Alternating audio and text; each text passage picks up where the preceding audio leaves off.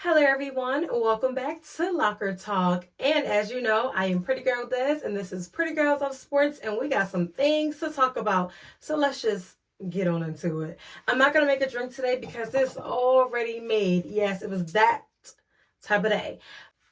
Now, we're going to get started with talking about college football. So if y'all know I've been covering college football games, specifically with the ACC. I did a little bit of HBCUs. So I just feel like I'm just super involved and delved into this college football tea. I never really paid attention to it before, but I'm paying attention to it now. And it's getting a little juicy. All right, so I do want to start off by congratulating the girls, okay?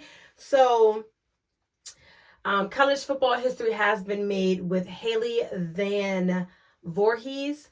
She was the first woman to compete in an NCAA football game at a Division III school, which she is enrolled at Shenandoah University, and she competed for the first time in a non-kicker position. So basically, there was somebody before who has done it, but never in a non-kicker position. She is on defense. She was in for one play, and it was a real good 3-and-out play as they tried to put pressure onto the quarterback, and she was a part of that. So cheers to the girls. Let's take a sip for Haley. Now, into the real hot juicy stuff, let's talk about how I told y'all, that head coach Mel Tucker was going to be fired. I previously reported that he was under investigation for sexual misconduct because he was, and he admittedly said that he was masturbating and having phone sex with the advocate that the university had hired to, be their spokesperson and come in and to help stop, sexual harassment, sexual misconduct. And her name was Brenda Tracy. So Michigan State University said, we are done with you. You're out of here. Out. And at some point, I know people were saying, he had about $79 million left on his contract, and that's why they're trying to fire him because they don't want to pay him, and blah, blah, blah, blah. I mean, could some of that be true? Sure. But we know, for real, he was going to get fired. One, he openly and admitted that he did do that on the phone. So you already admitted to the allegations that you were accused of. And like I said before, at the end of the day, he said that he didn't do nothing wrong. But you did do something wrong, sir, because one, you're a head coach, and you brought this lady on to be, an advocate and to be a liaison for your team and for the university. But two, you are a married man, and that's just come on, man. How you even see that she was wrong? I don't know. But this is parts of the exact statement that they made as to why they have now fired him for cause. It says, for his admitted and undisputed behaviors, which have brought public disrespect, contempt, and ridicule upon the university. It also goes on to say that his actions were a part of him breaking his contract, and that's why he was fired. They did do the investigation. It was, I think, earlier in September, even though the situation had happened quite some time now, but he had been under investigation for quite some time, and then he was suspended without pay since the beginning of September. So, like I said, I knew this was coming. If you didn't know that it was coming, then I don't know what you were looking at. I don't know what you were thinking. I don't know what. But I saw it coming from a mile away. As soon as it hit breaking news, I already knew that he was going to be fired. And at the end of the day, you did do something wrong. And then that's just that. So I don't know if he'll ever have a career again in coaching, but he definitely isn't going to have one for the rest of the season, in my opinion. So stop doing stupid stuff. And that's on that. Moving on into more tea from the SWAC. Mr. Freeman from Alabama State University, there was a video going around that was viral. So after the game, he got into an altercation, or a fan from the stands was,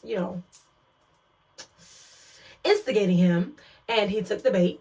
And he got very upset after the game. And in the video, you can see him striking the security guard who was trying to redirect him to like, go to where you need to be, because this ain't where you need to be. And he actually punched him in the face. And then he was arrested. And then on top of all of that, Alabama State did suspend him from the team indefinitely. So his season is over. And to me, it just sucks because you allowed a moment of emotion get to your better judgment, and it literally only takes a minute, not even a minute. It takes a split second for you to make the wrong decision, for you to act out on your emotion. And it just goes to say that everything can change in a split of a second. Like everything that you've been working hard for, all the training you have done, the obstacles that you had to overcome to get to where you are, to allow a slip of emotions, to allow you to make a bad decision as to putting your hands on somebody who is there to protect you, is just disheartening. And I really wish that he could have just stopped in that moment. It's like, it's not worth it, And then the SWAC media sessions that normally happen at the beginning of the week, their head coach, Eddie Robinson Jr., had, reflected on that same thing as your behavior and in your conduct, you have to face the consequences for your actions. And he said that, he understood, the player understood that, this is he's in trouble. This was his repercussion, and this is his consequence for striking a security guard and then being arrested. So I just have a feeling that he's just not going to come back, and I think that his career is at least over at Alabama State University. So that was that. Moving on into the bigger schools, into the top 25 schools. All the schools that I'm about to list are all in the AP top 25, if not the top 10.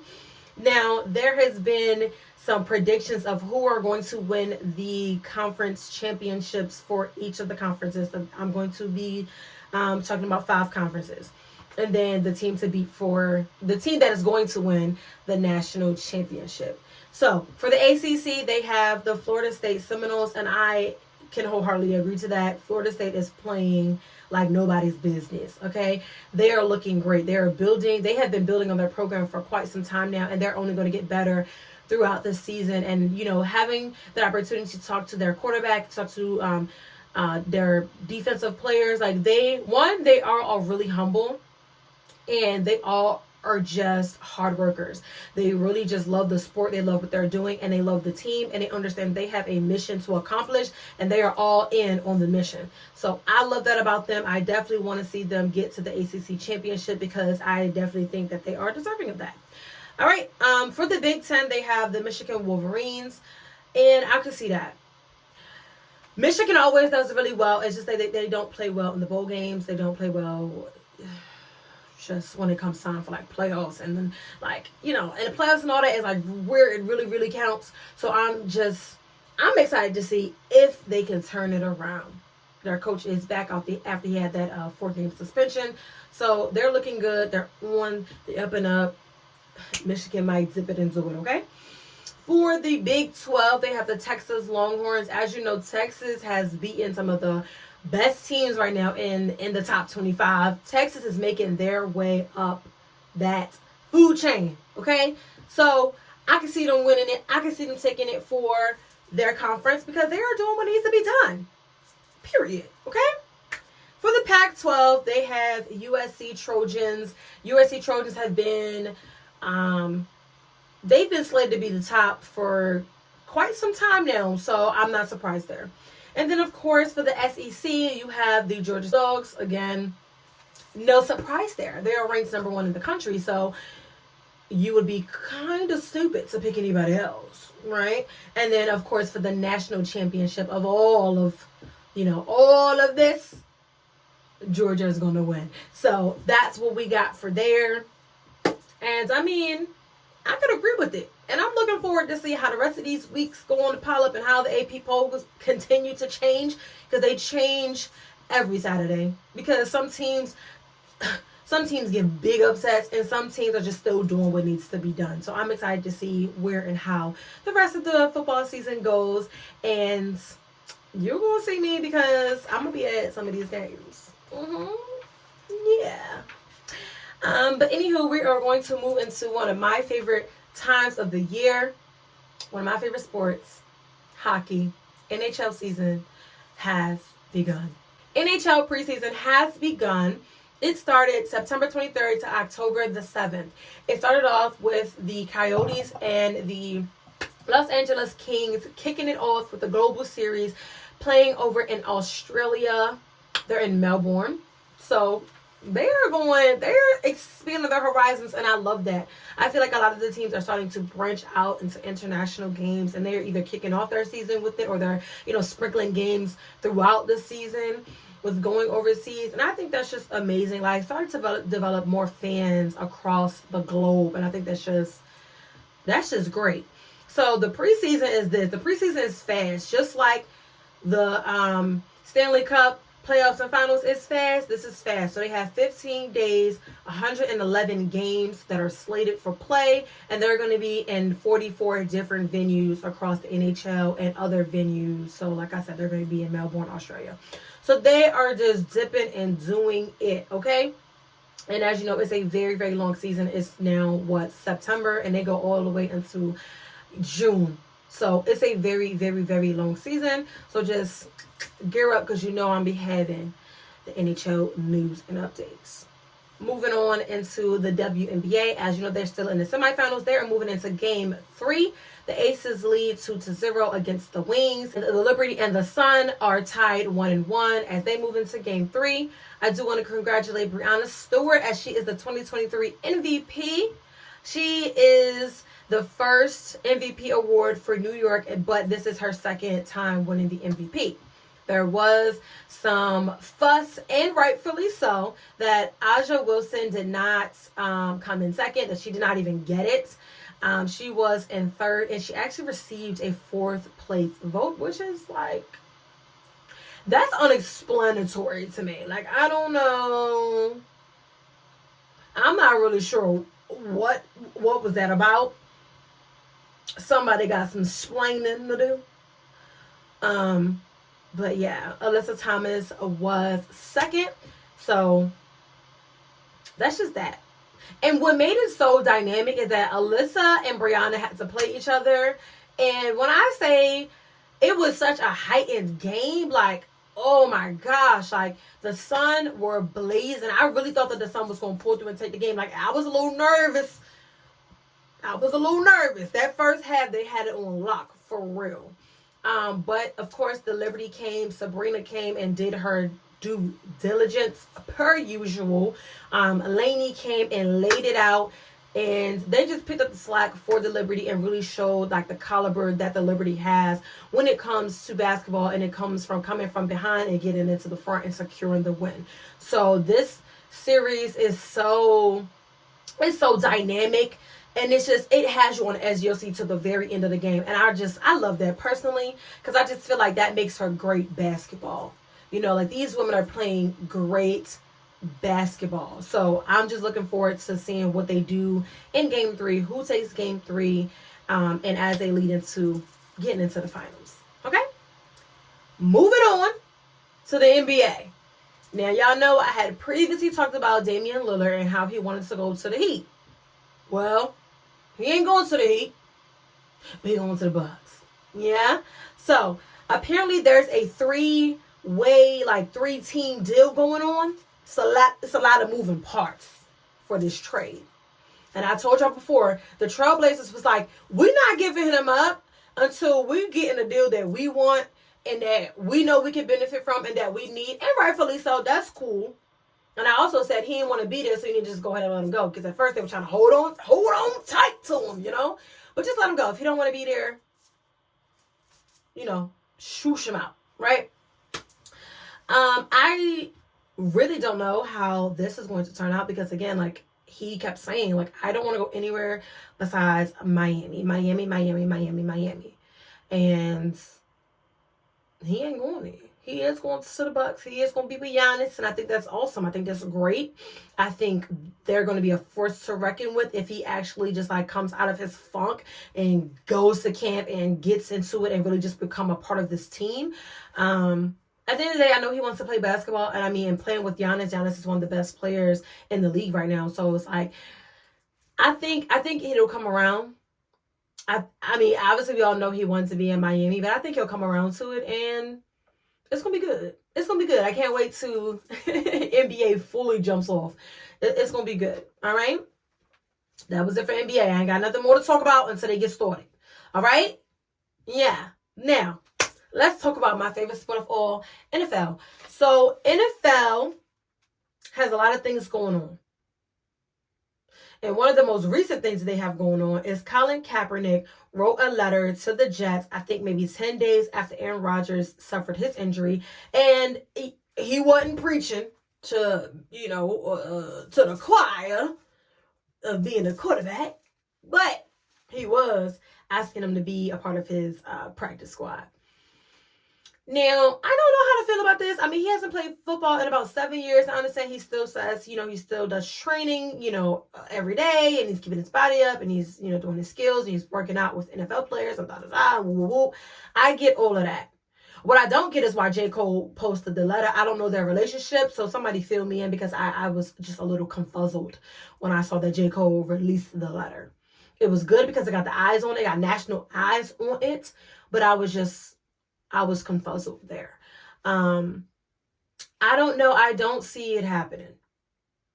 I don't see any NFL team ever taking him back. I feel like he needs to try to go maybe to the CFL and play in Canada, because he really does want to play. And I understand that, because when you love something so much, you just want to continue to do it in any capacity anyway. I mean, maybe not in any capacity for him, because he keeps trying to gun for the NFL. But for most people, when you have a passion, you just want to keep doing it and keep doing it and keep doing it and do it well. So, I mean, I don't see any NFL picking him up. I don't see them. I feel like if the Raiders wasn't going to take him, and the Raiders is just like known for doing the most like off the wall things, in my opinion. And if they didn't take him, I mean, he did work out with them that one time and nothing came of it. So I just don't feel like he has a spot in the NFL. And I feel like that left a really long time ago, after he made those comments, and after like they wanted to make an example out of him, and after, he took that settlement. So it's like, you kind of SOL, my brother. I mean, would it be good to see him back on the field? Yes, it would be. But I just feel like it's not going to happen. Moving on. Now, the Bears and the Broncos play this week. They're both winless, and they both have been beaten really badly. We're not going to talk about the Dolphins putting up a 70-piece burger, chicken fried rice with 2 biscuits, double punch, and a whole gallon of Kool-Aid. We're not going to talk about that. We're not going to talk about that. The Bears too, I don't know what's going on. I don't know what is going on. Justin Fields was on the up and up last season, and this season he's on the down and down. So, child, I don't know. I also don't know if Russell Wilson needs to just go ahead and hang them cleats up and just go ahead and be a husband and a dad, because he's really good at that. He's really good at that. Right now, he's not looking really good at football. And I don't know. As I said before, Sean Payton has something cooking. He has a standard. He has what he wants to do and what he wants to see in the team. I just don't foresee it happening. Obviously it's not happening. We watched it. We all were witnesses of it. It was brutal. So I don't know. I feel like this game is either going to be really good or it's going to be really boring. And that's on that. I don't know. Another winless duo are the Vikings and the Panthers. Yeah. I do not see the Vikings being winless. That's a surprise to me. I don't know what Kirk Cousins is doing over there. I mean, they still have a lot of time to make up. They still have a lot of time to get it together, But it's surprising. Like, what are y'all doing over there? I don't know who to blame. I don't watch them enough to know. But I'm going to find out, because I need to know what is going on over there. Justin Jefferson is doing his big thug thizzles, and y'all not winning no games. I'm confuzzled, okay? I need to know what y'all doing over there. The Panthers, I don't know. Bryce is hurt. I don't know if he's coming back this week. We don't know what's going on over there either, Okay, but we didn't know what was going over there, so that's just not an excuse. But the Vikings were way better than this last season, so their expectation to me was to be way better this season. So I don't know what's going on over there. They need to figure it out, and I'm gonna do some more research and come back, and we're gonna talk about it again on the next Locker Talk. Okay, yeah. So the Cowboys and the Patriots now. The Cowboys lost to the Cardinals, and I was so surprised. Like, for real? They're making me eat my words when I said there was a Super Bowl caliber defense. I don't know what's going on. I think maybe they just had a bad game. We're going to see if it was, we're going to see. We're going to see if it was a bad game because they played the Patriots this week. It's going to be a really good game to me because the Patriots are, I feel like they're evenly balanced. The Patriots and the Cowboys are evenly balanced. And of course, Zeke is going to face his old team, so there's going to be emotion with that. Maybe the Cowboys made a mistake by releasing Zeke because they're struggling in the red zone. And that's what Zeke was there for. To get him into the,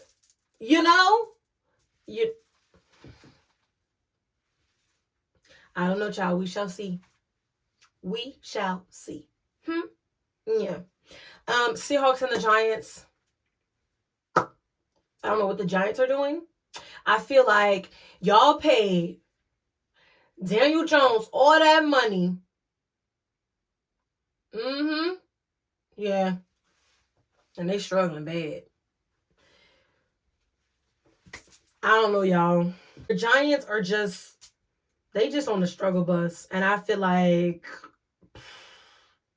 they need to get some help over there if they think they're going to come out this struggle bus. That's all I got to say on that. Okay?